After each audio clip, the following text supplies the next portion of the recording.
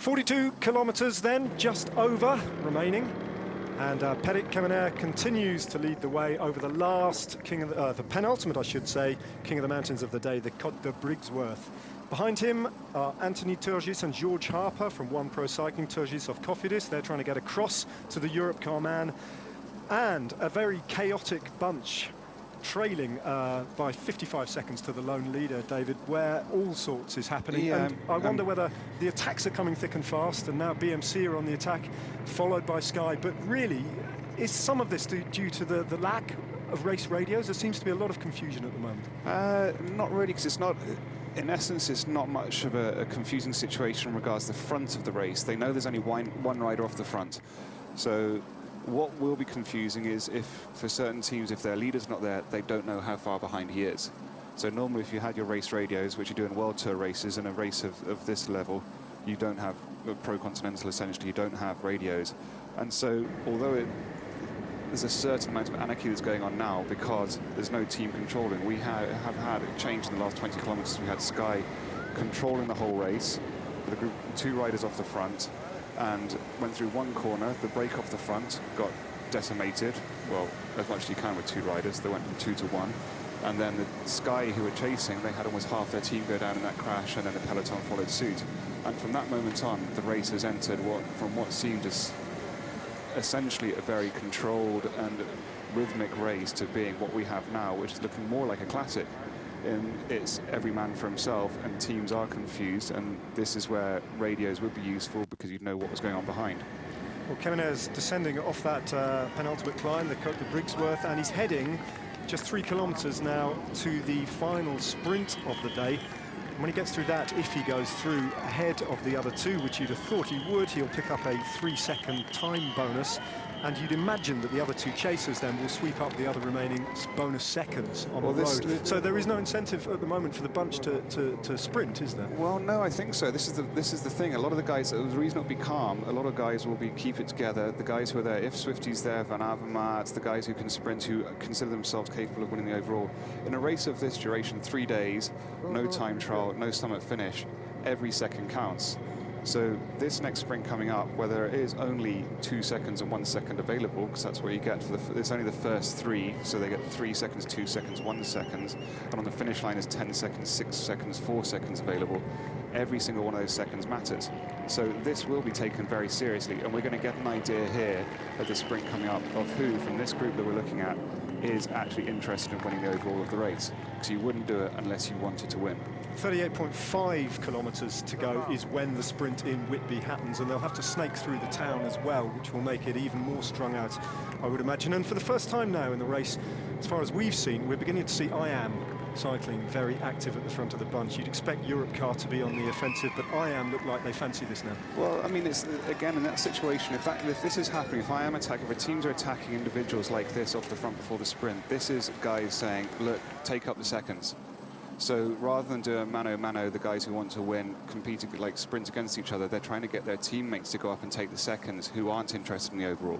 Yeah, that's George Harper there from One Pro Cycling, the domestic team, the young 22-year-old from Hampshire. He's on the wheel of Anthony Turgis. He's only 20 from Cofidis. A lot of young riders here, showing that they're prepared to attack and mix it, which is kind of exactly what you want from a race like this, isn't it? I think so. This is it's a perfect opportunity for young riders like this. For a lot of we've got a lot of British young riders here who never get to race against these teams, and in a sense they're on their terrain, so they know what's going on, they know what the roads are, they know what's to be expected. Lotto hitting out there, that's interesting. Fantastic crowds there, look at that. They've really turned out in Whitby as we enter town now. And just at that moment, you saw Lotto Jumbo attack there, and on his wheel, Thomas Vöcklers, the first time we've seen him show his face on the race so far. No surprise to see him on the offensive, but here they come, and huge crowds. Despite the temperatures, they've reminded themselves of the Tour de France of July, of that sunshine and that moment, and this part of Yorkshire wants a little bit of it as well. I mean, that's what's amazing about this. There's no other race in Europe where you get that amount of people out at this time of year for this level of race. It goes to show the popularity that now exists here. Yeah. It's Kemener taking his 3-second advantage through the final sprint of the day. There are only 2 intermediate sprints, and then, as you say, 10 seconds for the winner on the line. There's Turgis active behind him, and the bunch, well, it's not quite as strung out as it might have been. Well, I but mean, you're what's right. going to happen here is going through a town, because from the direction here, they've basically been going north for most of the race. They're turning around here. This is the ultimate U-turn of the race. Now, from this moment on, they're going to drop down the coast towards the finish. So none of them really know what to expect from where the wind is truly going to, how the wind's going to truly affect the race. So once they leave this town, and what happens when you go through a town, it strings the bunch out completely if they're going fast. And then if it is a crosswind, it's going to rip the bunch to pieces again. Turgis crossing the line, it looks like in second place, and it looks like that George Harper couldn't quite live with him, and he's probably been swallowed up by the pack as well. So I don't quite know at the moment who took third and the final bonus second, but everybody now is through the final sprint, and they start to leave Whitby now and head south. And from then on, as you say, the line is pretty straight into Scarborough with a cross tailwind, isn't it? Yeah, I mean, I think this it's going to be basically got one last climb, which is going to be very important, because over the top of that, it's not such a big descent, and it's got a plateau, and then they are in the direction they'll have to the finish. So whatever happens from then onwards, they can be sure that there's no surprises left.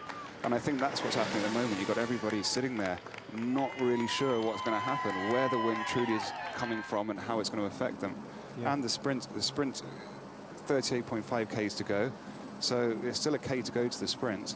And then from that moment, we'll see, like, behind what's happening, and then they'll be waiting for the climb. So everybody in the group that's now chasing is sitting there patiently, kind of keeping their cards close to their chest, trying to kind of bluff each other. And then once we get to, from now on onwards, with 39.6 Ks to go, we're under an hour from the finish. So in about, this is where everybody will start racing very hard. Well, that was the remains of, well, that's, who is that, 91, that's a Cofidis rider there. That's Julien Simon, who seems to be struggling.